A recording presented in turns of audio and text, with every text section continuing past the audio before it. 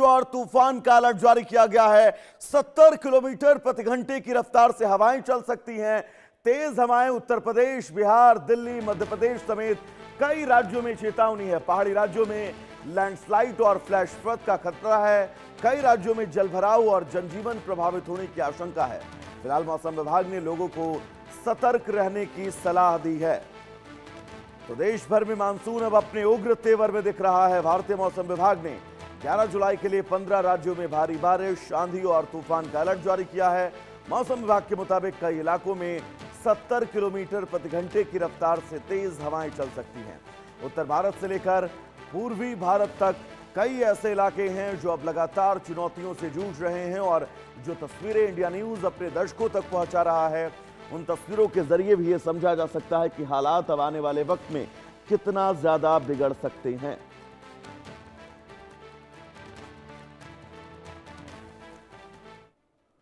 तो बहुत सारी चुनौतियां हैं, लेकिन इन चुनौतियों के बीच अब आपको यह समझना होगा कि आपको अलर्ट रहने की बहुत ज्यादा जरूरत है। और हम आपको बिग वॉल के जरिए बताएंगे, क्योंकि संकट आने वाले वक्त में बढ़ने वाला है।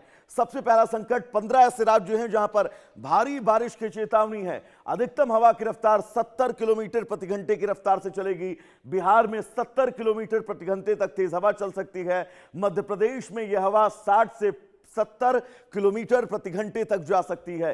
हिमाचल प्रदेश की अगर बात करें तो यहां पर भी तेज हवाओं की चलने की आशंका है। उत्तराखंड में 50 किलोमीटर प्रति घंटे की रफ्तार से हवाएं चल सकती हैं। अब अगली अगर बात करें तो दिल्ली में भी अधिकतम तापमान 36 डिग्री सेल्सियस के आसपास पहुंच सकता है।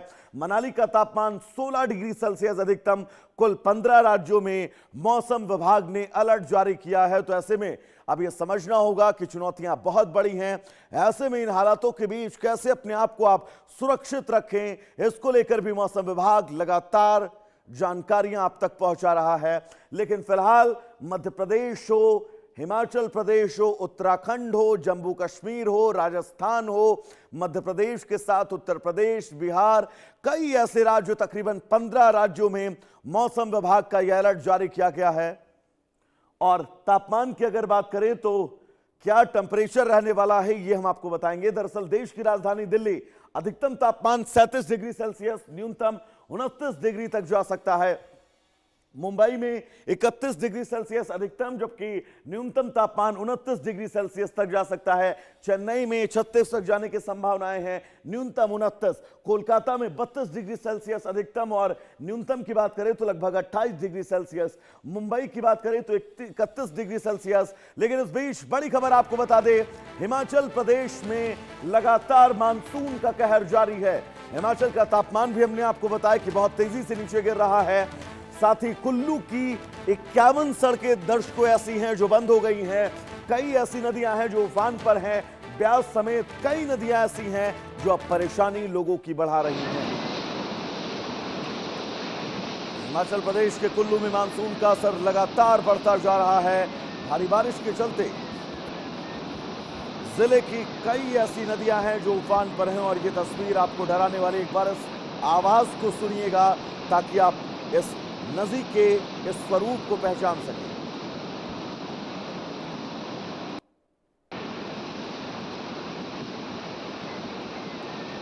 तो चलिए दर्शकों, सीधा ग्राउंड जीरो पर आपको ले चलेंगे। हमारे साथ हमारे सहयोगी प्रिया जुड़ी हुई हैं तमाम जरूरी अपडेट्स के साथ। प्रिया, नदियों के ये स्वरूप और इन तस्वीरों के बीच ये तय है, डर है, एक बार मौसम का अपडेट क्या है बताइएगा प्रिया। जी, ऐसा में हिमाचल में मौसम जो है, मानसून ने रफ्तार पकड़ ली है, जिसके चलते कुल्लू में भी इस तरह की तस्वीरें सामने आई हैं। उफान पर नदी नाले हैं और लगातार बारिशों का दौर जारी है। रुक रुक कर बारिश हो रही है और जिस कारण काफी जगह पर भूस्खलन हो रहा है और भूस्खलन के चलते लगभग कुल्लू जिला की 51 सड़कें जो है वो बंद हो गई हैं।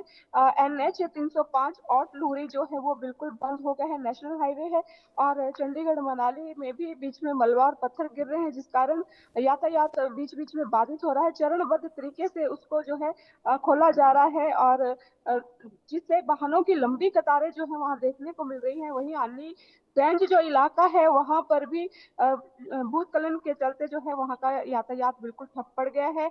अभी पिछले कल की बात है, वहाँ पर 70 वर्षीय जो बुजुर्ग है वहाँ से गुजर रहे थे, तो पहाड़ी से पत्थर की चपेट में आने से वे गंभीर रूप से घायल हो गए और उन्हें जैसे ही अस्पताल ले जाया गया वहाँ पर उनकी दर्दनाक मौत हो गई। और इस तरह की जो घटनाएं हैं वो कई जगह से सामने आ रही है। और ये न्यूली सैंज की तरफ का जो एरिया है वहां पर भी सड़क मार्ग बिल्कुल बंद है, जिससे लोगों को मूलभूत सुविधाओं से वंचित रहना पड़ रहा है। दूध सब्जियां जैसे जो चीजें हैं वो 2 दिन से वहां पर अभी तक उसकी सप्लाई नहीं हो पाई है।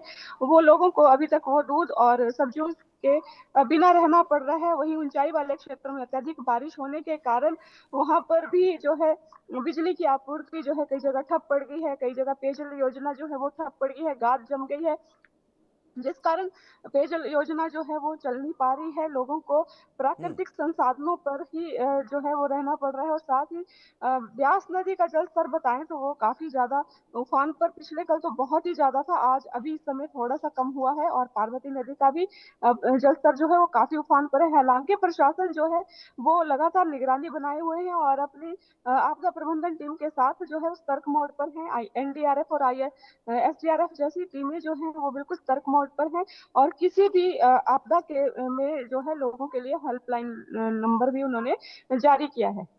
प्रिया, एक सवाल मैं और आपसे आने और वाले करना चाहूंगा, क्योंकि कुल्लू हो गया, मनाली, शिमला, ऐसे तमाम जिले जहां पर पर्यटकों के पहुंचने का सिलसिला इस मौसम के बीच भी जारी है, उनको लेकर प्रशासन की तरफ से क्या दिशा निर्देश दिए गए हैं पर्यटकों को लेकर?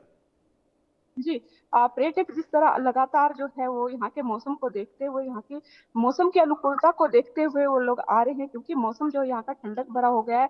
लगभग 18 डिग्री सेल्सियस यहाँ का तापमान है। जिस तरह का तापमान है, मौसम काफी सुहावना सा लगता है, लेकिन जो पहाड़ है, पहाड़ में काफी ज्यादा जो है कई जगह डरावना, क्योंकि पहाड़ है तो जब ये भूस्खलन चलता है तो काफी डर लगता है। जिस तरह नदियां आती हैं तो भी काफी दहशत भर जाती है। तो ये हम्म। चिंता लगाने वाली बात है। लेकिन बाहरी राज्यों से जब पर्यटक आते हैं उनको इन चीजों का अंदाजा नहीं होता है, तो वो इसकी जो है इन चीजों से वो जैसे फोटो के चक्कर में या रील के चक्कर में वो पानी की तरफ चले जाते हैं। तो प्रशासन ने उन्हें भी अलर्ट किया है, जगह जगह साइन बोर्ड लगाया है और उनको कहा है कि इस तरह कि ना जाएं। और साथ ही साथ राफ्टिंग और पैराग्लाइडिंग जैसी गतिविधियां भी है, वो भी एडवेंचर की वो बंद कर दी गई है प्रशासन हम्म। के द्वारा।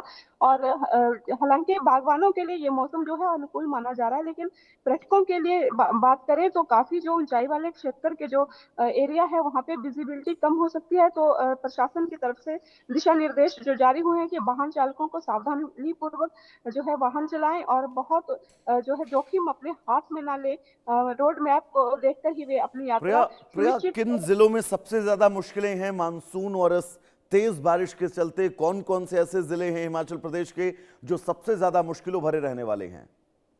हाँ जी, इस समय तो सिरमौर जो है, सिरमौर में भी अभी बैली ब्रिज जो है वो भी पिछले कल थोड़ा हवा में लटका था, लेकिन आज वो पूरा पूरा ही चला गया है। सिरमौर से काफी ज्यादा घटनाएं सामने आ रही है। सोलन जिला भी वहाँ पे सड़क में ही तालाब बन गया, सड़क में ही वो जल भराव की काफी ज्यादा